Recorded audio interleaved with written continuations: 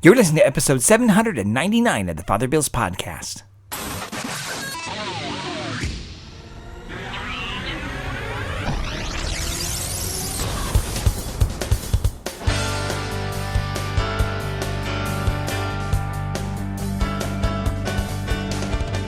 Welcome back. This week's episode is entitled The Solemnity of St. Anne, given on the Solemnity of Saints Joachim and Anne, 2021.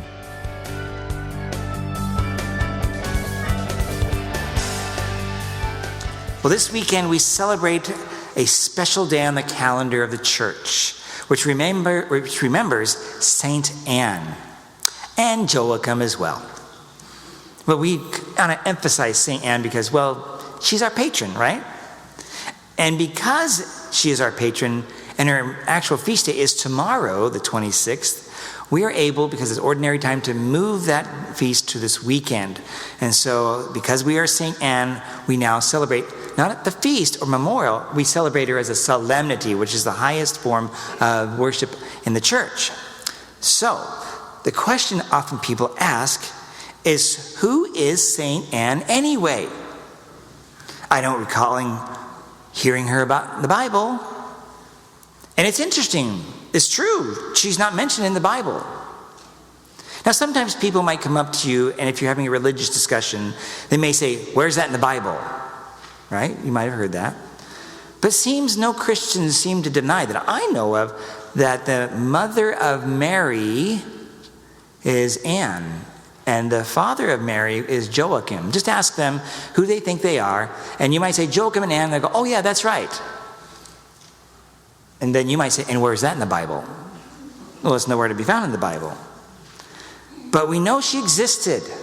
Mary had to have parents, right? St. Anne, then, is the grandmother of Jesus Christ. She was born from the house of David, the line which was prophesied to give birth to the Christ. In Hebrew, her name was likely Hannah, as Anne is the Greek derivative of the name Hannah in Hebrew. She was the mother of Mary, the woman who gave birth to Jesus by a virgin birth. So Anna gave the church an amazing gift. Now, the details about Anne are found in the Gospel of James. What? You've not read the Gospel of James?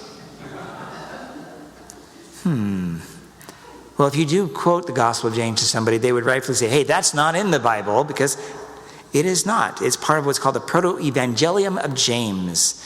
In antiquity, it was a book that was claiming to be from the Apostle James, and it might have been, but it surfaced in a time early in the church, but it was considered then to be part of the Apocrypha.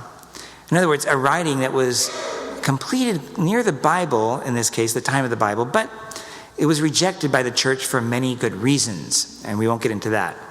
Anyhow, this apocryphal Gospel of James, we learn much about Anne and her husband Joachim. We learn that they were older. We learn that Joachim himself was mocked because he was without child, and they felt that they were then being suppressed or oppressed, that God wasn't with them. And even Anne herself was distraught, her without a child. So both of them, Joachim and Anne, were struggling because they were childless. Well, as the story continues, and by the way, if you want to read this all, just Google it. Just type in Gospel of James, and you will get this whole story. It's very simple. You can read it within 15 minutes, probably. Anyway, in the story, an angel appears to each of them separately. See, Joachim was so distraught, he wandered off and was just crying out to the Lord, why have you begotten me? Why am I not having a child? Similarly, Anne was doing the same while at home. Well, an angel appeared to each of them separately and told them that they would conceive. Anne was so overjoyed, as the story goes, that she promised that she would dedicate her child to a life of service for God. So they did conceive, and she gave birth to her child. Her name? Mary. and she was born free of original sin. Common images of St. Anne show her reading the scriptures to her new daughter, Mary. Now you can see in our statue over here, our statue of St. Anne, you have Mary there with a book. There's nowhere in the actual Protoevangelium of James that has Anne reading to Mary. So it's not so much a literal thing, but it's more of a theological motif showing that Anne teaching Mary. And as you go outside, you will see our more, artistic version of this, not as traditional, but more contemporary, more of a Bavarian-looking statue of St. Anne and St. Mary. Again, though, there is in the motif a book. And you'll see this in lots of icons as well. However, if you came in the church, you may or may not have noticed, there's actually a framed piece of art of our Blessed Mother with St. Anne, Jesus, and St. John the Baptist. And it is from some guy named Leonardo da Vinci. Back then, that would have been called a cartoon. It was not painted, it was drawn. And that's as far as it went. So when you go back, when you leave today, you may want to take a pit stop and then maybe check that out. It's interesting because you have Mary, an adult Mary, sitting on the knee of Anne, which is not found anywhere in iconography or typical art. Leonardo was rather avant-garde, but then again, Mary also has then Jesus, and he's kind of leaning over, having a conversation with John the Baptist. Of course, they're like toddlers.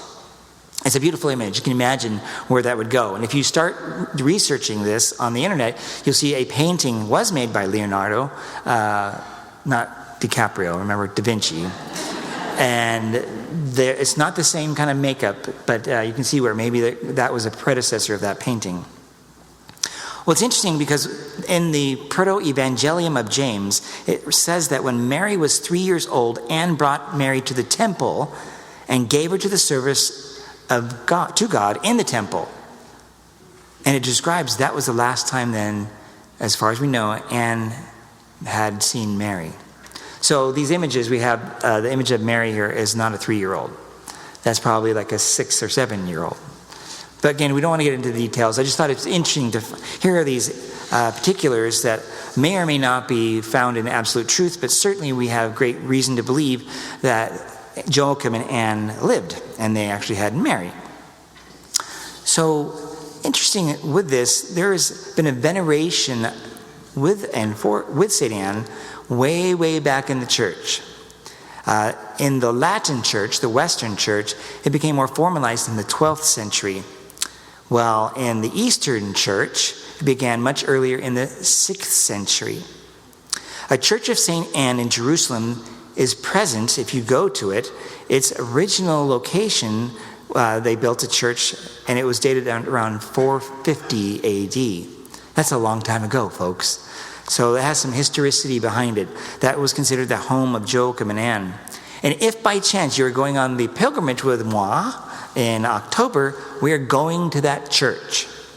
It's a Crusader church that's on there now, built in 1140, but it's been restored several times, and the acoustics are amazing. A lot of people go in there, and if you go in there, we have a beautiful artisticness in here and color. It's just gray stone, but its acoustics are so great that a lot of people go in there and they like to sing. And so if you have a great voice and you're on a pilgrimage, love to hear you sing. You'll sound awesome. But if you can't sing, not so much. Let's just say whatever it is that comes out of your mouth will be amplified. So just think about it as you go there, and do everybody a favor depending on where you stand with singing. I promise I won't chant while I'm there. Another curious thing is the Protestant reformer Martin Luther had a devotion to St. Anne. Interesting, huh? So St. Anne has many patronages, and here's just some of them. She's the patron of Brittany, the province of Quebec, equestrians, I'm not sure about that one, I don't know how that got in there, homemakers, seamstresses, miners, mothers, women in labor, and grandparents. Brothers and sisters, happy Solemnity of St. Anne.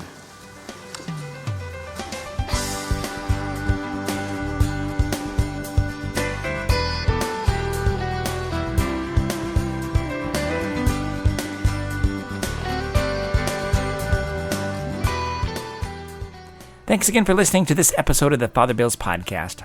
I may or may not be having an episode next week, and certainly not 2 weeks from then. I'll be on a vacation, and the logistics to produce the podcast and have internet access may be a trick for me, so maybe too difficult to pull off. So just be aware, and I'll try to make sure that I post something on the Facebook page, even if I can do that even.